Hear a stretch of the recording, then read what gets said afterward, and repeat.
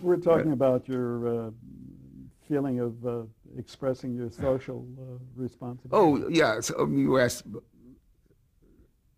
so there's that in why these issues on these shows, that element, the seriousness of life, and the other is uh, we had a commitment when we were doing these shows to attempting to bring an audience to its knees.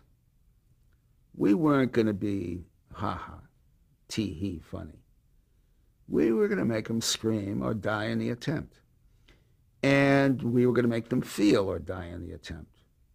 And it was my understanding long before All in the Family that people, I found the whole idea of I laughed until I cried. I cried so hard I got hysterical. I laughed. Laughter and tears are very close together.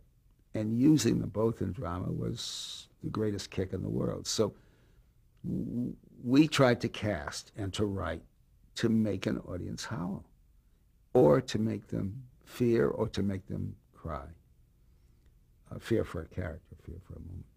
And I don't think that's what every show seeks. Or should Nor see. should. Nor should. Nor should. Nor should. But that's what we were committed to. Weren't you in danger of preaching? Oh, I don't think so. I don't feel. You knew the difference between entertaining and preaching. Well, the first thing we weren't doing anything that we didn't think was going to make an audience laugh. Right. And the proof, to coin a phrase, is in the pudding. We use a laugh track 95% of the time to cover cuts. We didn't have to. I stood behind these audiences of 300-400 people and watched people. This is one of the great spiritual moments of life, when you see people lift up in their chairs in a big laugh and go forward and come back together, and you're watching several hundred people do that. You know, it's like, and that's what we were aiming for, and that's what we got a lot in all of these shows. Was